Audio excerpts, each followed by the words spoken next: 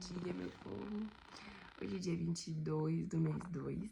Eu tô arrumada, porque daqui a pouco vou ir pra Timbude fazer uma prova do concurso público. Mas eu tava lendo a palavra aqui agora, e hoje eu li sobre os filhos de Noé e a posteridade de Noé. Sobre os filhos de Noé, nesta parte desta palavra, fala quando Noé se embriagou. Ele era agricultor, então ele fez uma vinha e fez bebida alcoólica, um vinho. E ele se embriagou tanto que acabou ficando nu na frente dos filhos da família dele. Depois que eles chegaram à cidade, né, depois que eles pousaram o barco, né, que eles haviam construído, o chão já estava seco, Deus falou para eles descerem. Ele fez um holocausto, ofereceu um holocausto a Deus, ele adorou a Deus, né? E depois ele foi fazer uma vinha e se embriagou. E passou esse vexamão, né? Arrancou tudo, ficou nu na frente das noras, na frente dos filhos. Só que o Cã, ele teve um filho Cã, Jafé e Sem. Quem que viu ele nu foi o Cã. E Cã foi chamar Jafé e Sem pra ver a situação. Só que, imagino eu, né? Que Cã deve ter dado risada e falado, ó, vem aqui ver o que o pai tá fazendo. Só que acho que ele não esperava, que ele chegou lá, Jafé e Sem tiveram uma atitude diferente. Eles foram de costa pra não ver o pai dele pelado e cobriram ele. Então, eles foram de costa, com o rosto virado e cobriram o pai. Depois que passou a embriaguez,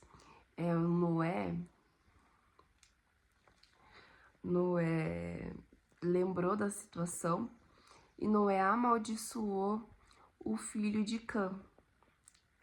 Canaã, uma coisa assim, o filho dele chama. Canaã. E amaldiçoou Canaã, que era o filho de Cã. E daí eu tava conversando com o Espírito Santo, tentando entender, uai, mas como assim, né? Porque ele já tava errado, ele já bebeu. E ainda amaldiçoa o filho de Cã. Não tem nada a ver com a história, gente. Tá bom, né? Mas a gente tem que entender que não é porque tá na Bíblia que tá tudo certo.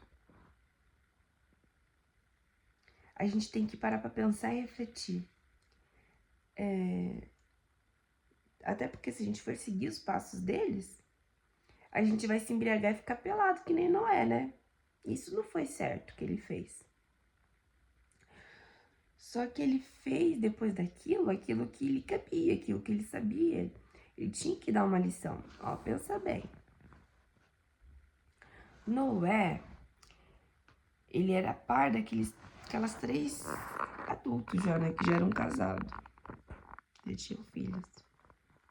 Ele era pai, então ele criou, né? Por via de regra, os pais que criam. E eu tenho certeza que quando eles ficavam pelados, Noé não saía falando para as pessoas, hahaha, vem ver meus filhos. Noé ajudava. E se ele se embriagasse? Independentemente.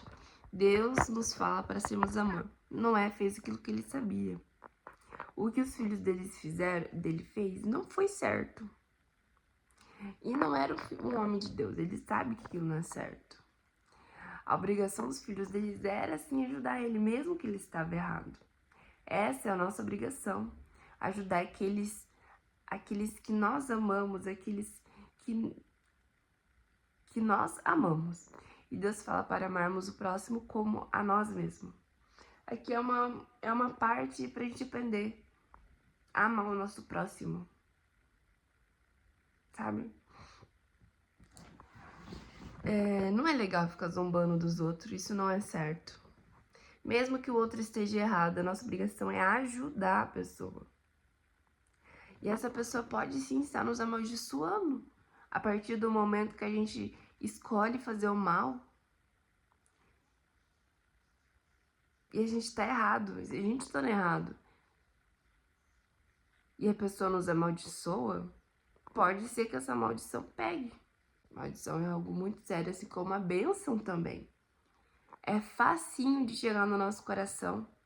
Quando a gente xinga nosso filho, quando a gente chama ele de chato, quando a gente, ou então fala que ele é calminho, ou então bagunceiro, isso pega na criança, ela vai se transformando naquilo, ela acredita naquilo. Isso é bênçãos e maldição. E não é, sabia que o que eles estavam fazendo estava errado, não é, tinha que ensinar, era o filho deles, né? Era o filho dele, né? Que foi Cã, em específico, que fez isso. E a forma que ele achou de estar ensinando era amaldiçoando. E tá tudo certo, né, gente? Fazer o quê? Já passou, já foi. É que, na verdade, eu não concordei com a situação. Por isso que eu tô falando isso dessa forma. Eu não concordei, eu achei muito incoerente. Não é, já tava errado, já fez errado. Quem é ele, né? Pra tá corrigindo. Mas ele é um pai, né? Um pai que cuidou da criança desde quando eles eram pequenos. E se ele foi perfeito ou não, a criança não tem direito, não temos direito de ficar zombando de ninguém. Muito menos os nossos pais, que nos amou tanto e nos cuidou. Mas, muito menos nada. A gente não tem direito de zombar ninguém. Porque todos são filhos de Deus. Todos, todos, todos. Aqueles que conhecem a Deus, aqueles que sabem de Deus, aqueles que se declaram filhos de Deus. E aqueles que não se declaram também, aqueles que não sabem, não conhecem, não entendem, também são filhos, Deus também os ama e Deus também os cuida, viu? Então presta atenção, gente, você lida com eles, que Deus tá vendo. Aí eu falo isso porque aí a Torre de Babel. Depois disso, todos nós somos descendentes de Noé, né? E sobre Caim e Abel, morreu tudo, a descendência deles. Porque Caim, Abel já tinha morrido. E Caim morreu no dilúvio. Somos descendentes do outro filho de Sete. Do filho de Sete, de Adão e Eva. E a Torre de Babel eram pessoas que estavam querendo construir uma torre alta para que eles fossem vistos como grandes. E o Senhor viu aquilo, Deus viu, veio a terra, viu que não era bom e confundiu a língua deles. Então aí que veio o inglês, o japonês, o português, né? Veio outras línguas, o espanhol, porque Deus confundiu a língua deles para eles não se comunicarem mais. E assim dispersou pelo mundo, jogou para outros lugares da terra. E aí não pôde ter terminado essa Torre de Babel. Deus viu que não era bom. Eles eram declarados filhos de Deus? Não, mas Deus estava cuidando ainda assim deles, porque Deus cuida de todos igualmente. A diferença é como lidamos com isso. Aqueles que se declaram filho de Deus, lê a palavra e o obedece, é diferente porque a vida deles é transformada, porque a palavra de Deus é a verdade. E quem é obediente só tem graça a receber, porque é uma consequência. Deus nos pede coisas que podem ser doídas no início, mas depois é bênção. A diferença daqueles que não aceitam Deus como Pai, aqueles que não lêem a palavra, aqueles que não jejuam, que não buscam a Deus, é que eles ficam parados, né, no tempo, assim, querendo ou não. É difícil a mudança de vida, porque a mudança vem com a penetração da palavra no nosso coração. E assim nós somos transformados pela graça de Deus. Aqueles que não são obedientes, aqueles que não leem a palavra, que não confessam Deus como Salvador, eles têm muito mais dificuldade, porque eles não têm a graça da palavra. Eles não têm a graça de estar ouvindo a pregação que nos exorta, que nos cura. Então, né, eles acabam sofrendo mais, ficando estagnados, às vezes não conseguem realizar seu sonho, ou desiste do sonho. Deus não deixa os filhos desistir do sonho deles. Deus na palavra está sempre dando esperança, porque quem faz é Ele. Os filhos de Deus recebem muitos presentes, diferente daqueles que não são. Essa é a diferença. Mas Deus cuida de todos igualmente. Vemos isso na Torre de Babel. Deus estava cuidando deles, para que eles não tivessem a perdição da alma deles. Eles estavam querendo construir uma torre para se engrandecer, para estar nas alturas, uma torre alta para que todos os vejam.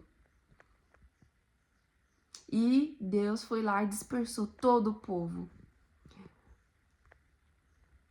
Glórias a ti, Senhor. O Senhor cuida de todos igualmente. A diferença é como cada um lida com isso. Aquele que é sempre grato, aquele que procura ser obediente, tem alegria no coração. O grato é contente, porque foca naquilo que é bom. Foca naquilo que Deus está fazendo. Tem alegria. Não fica focando na desgraça, porque está ocupado demais agradecendo, olhando as coisas boas que Deus está fazendo. E Deus pede aos filhos dele gratidão, seja grato, agradeça.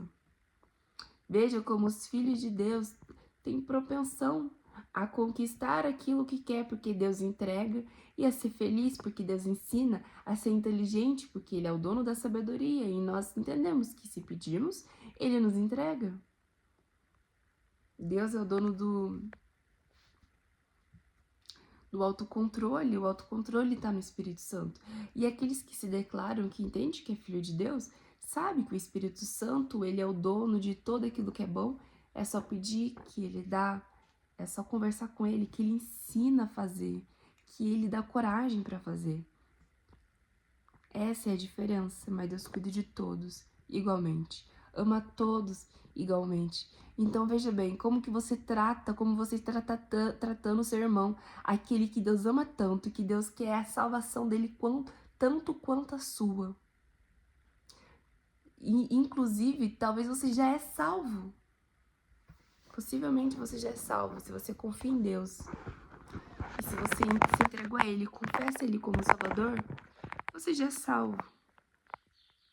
E esse teu irmão que você tá maltratando, que você tá falando mal por costa, que você, em vez de ajudar, atrapalha.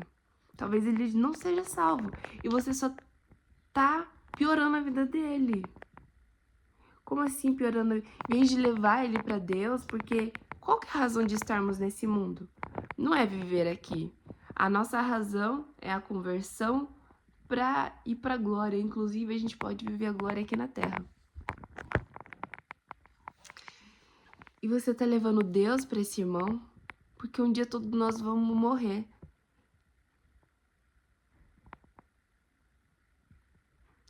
Enfim, fica essa reflexão e vamos orar. Espírito Santo de Deus, a tua palavra que é viva, a tua palavra que nos transforma, Senhor. Vem colocando, Senhor, essa palavra em nossos corações, para que toda vez que conversarmos com o irmão, possamos relembrar dessa palavra de Babel. Que o Senhor cuide de todos, e o Senhor ama todos.